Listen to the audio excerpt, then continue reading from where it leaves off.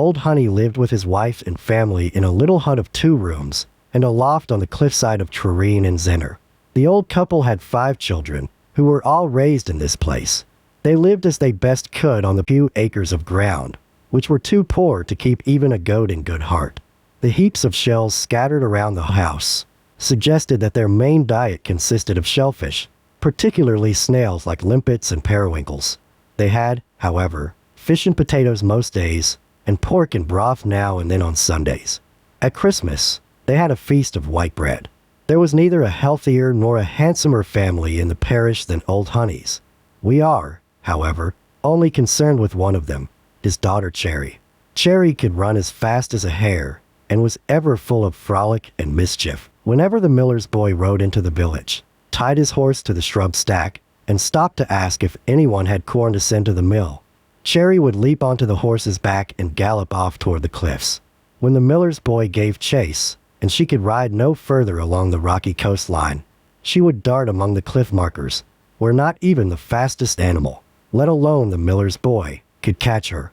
Soon after Cherry reached her teens, she became very discontented because, year after year, her mother had promised her a new dress so she could go to the Morva fair looking as smart as everyone else. But every time the fair came around, the money was always lacking, and Cherry was left with nothing decent to wear.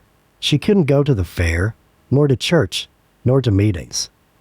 Cherry was 16. One of her playmates had a new dress smartly trimmed with ribbons, and she told Cherry how she had been to Nankledry to the preaching and how she had ever so many sweethearts who brought her home.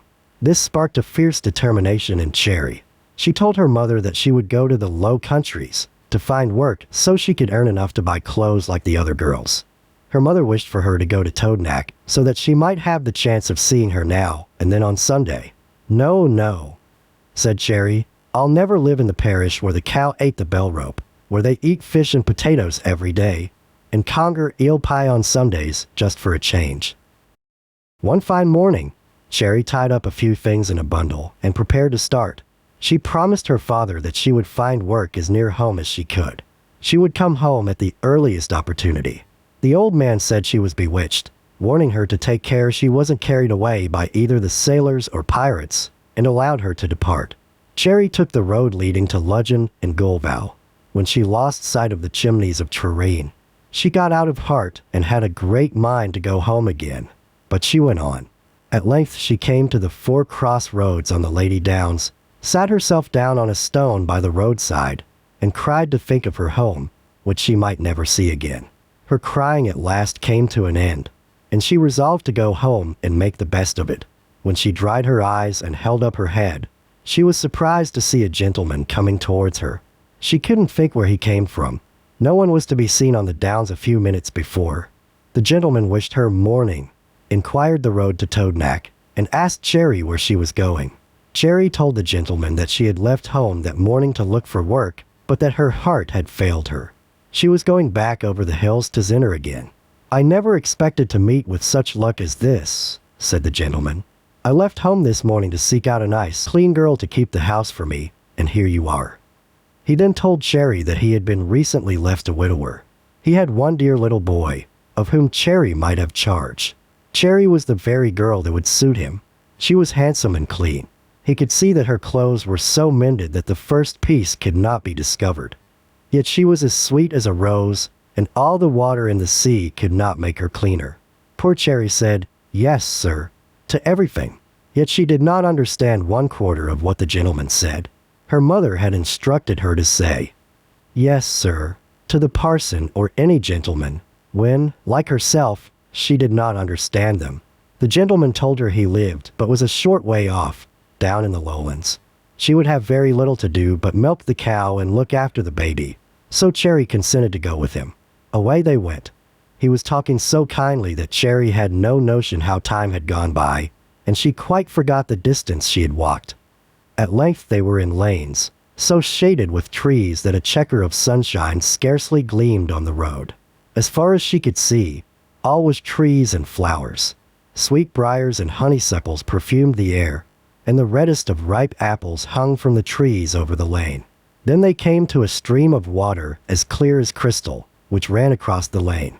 It was, however, very dark, and Cherry paused to see how she should cross the river.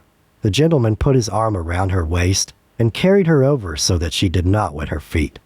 The lane was getting darker and increasingly narrow, and they seemed to be going rapidly downhill.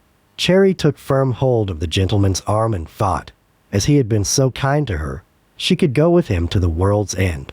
After walking a little further, the gentleman opened a gate, which led into a beautiful garden, and said, "Cherry, my dear, this is the place we live in."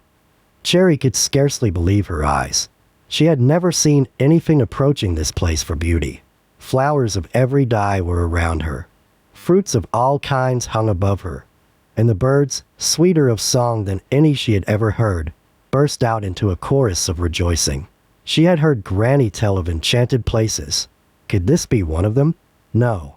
The gentleman was as big as the parson, and now a little boy came running down the garden walk shouting, "Papa, Papa!" The child appeared, from his size, to be about 2 or 3 years of age, but there was a singular look of age about him. His eyes were brilliant and piercing, and he had a crafty expression. As Cherry said, he could look anybody down. Before Cherry could speak to the child, a very old, dry-boned, ugly-looking woman made her appearance, seizing the child by the arm. She dragged him into the house, mumbling and scolding. Before, however, she was lost sight of, the old hag cast one look at Cherry, which shot through her heart like a gimlet. Seeing Cherry somewhat disconcerted, the master explained that the old woman was his late wife's grandmother. She would remain with them until Cherry knew her work and no longer, for she was old and ill-tempered and must go. At length, having feasted her eyes on the garden, Cherry was taken into the house, and this was yet more beautiful. Flowers of every kind grew everywhere, and the sun seemed to shine everywhere, and yet she did not see the sun. Aunt Prudence, so was the old woman named, spread a table in a moment with a great variety of nice things, and Cherry made a hearty supper. She was how directed to go to bed, in a chamber at the top of the house, in which the child was to sleep also. Prudence directed Cherry to keep her eyes closed, whether she could sleep or not, as she might, perchance, see things that she would not like. She was not to speak to the child all night. She was to rise at break of day. Then take the boy to a spring in the garden, wash him, and anoint his eyes with an ointment, which she would find in a crystal box in a cleft of the rock, but she was not on any account to touch her own eyes with it. Then Cherry was to call the cow, and having taken a bucketful of milk, to draw a bowl of the last milk for the boy's breakfast. Cherry was dying with curiosity. She several times began to question the child, but he always stopped her with, "I'll tell Aunt Prudence." According to her orders, Cherry was up in the morning early. The little boy conducted the girl to the spring, which flowed in crystal purity from a granite rock, which was covered with ivy and beautiful mosses. The child was duly washed, and his eyes duly anointed. Cherry saw no cow, but her little charge said she must call the cow. "Pruitt, Pruitt, Pruitt," called Cherry, just as she would call the cows at home, when, lo! A beautiful great cow came from amongst the trees and stood on the bank beside Cherry. Cherry had no sooner placed her hands on the cow's teats than 4 streams of milk flowed down and soon filled the bucket. The boy's bowl was then filled, and he drank it. This being done, the cow quietly walked away, and Cherry returned to the house to be instructed in her daily work. The old woman, Prudence, gave Cherry a great breakfast and then informed her that she must keep to the kitchen. She should attend to her work there to scald the milk, make the butter, and clean all the platters and bowls with water and guard, gravel sand. Cherry was charged to avoid curiosity. She was not to go into any other part of the house. She was not to try and open any locked doors. After her ordinary work was done on the second day, her master required Cherry to help him in the garden, to pick the apples and pears, and to weed the leeks and onions. Glad was Cherry to get out of the old woman's sight. Aunt Prudence always sat with one eye on her knitting and the other intensely analyzing poor Cherry. Now and then she'd grumble, "I knew Robin would bring down some fool from Zennor for both that she had tarried away." Cherry and her master got on famously, and whenever Cherry had finished weeding a garden bed, her master would give her a kiss to show her how pleased he was. After a few days, old Aunt Prudence took Cherry into those parts of the house which she had never seen. They passed through a long dark passage. Cherry was then made to take off her shoes, and they entered a room, the floor of which was like glass and all round. Perched on the shelves and on the floor were people, big and small, turned to stone. Of some, there were only the head and shoulders, the arms being cut off. Others were perfect. Cherry told the old woman she wouldn't come any further for the world. She thought from the first she was got into a land of small people underground. Only master was like other men. But now she knowed she was with the conjurers, who had turned all these people to stone. She had heard talk on him up in Zennor, and she knew they might at any moment wake up and eat her. Old Prudence laughed at Cherry and drove her on, insisted upon her rubbing up a box, like a coffin on 6 legs, until she could see her face in it. Well, Cherry did not want for courage, so she began to rub with a will. The old woman standing by, knitting all the time, calling out every now and then, "Rub, rub, rub," harder and faster. At length Cherry got desperate, and giving a violent rub at one of the corners, she nearly upset the box, when, oh Lord, it gave out such a doleful, unearthly sound, that Cherry thought all the stone people were coming to life, and with her fright she fell down in a fit. The master heard all this noise, and came in to inquire into the cause of the hubbub. He was in great wrath, kicked old Prudence out of the house for taking Cherry into that shut-up room, carried Cherry into the kitchen, and soon, with some cordial, recovered her senses. Cherry could not remember what had happened, but she knew there was something fearful in the other part of the house. But Cherry was mistress now old Aunt Prudence was gone. Her master was so kind and loving that a year passed by like a summer day. Occasionally her master left home for a season. Then he would return and spend much time in the enchanted apartments, and Cherry was certain she had heard him talking to the stone people. Cherry had everything the human heart could desire, but she was not happy. She wanted to know more about the place and the people.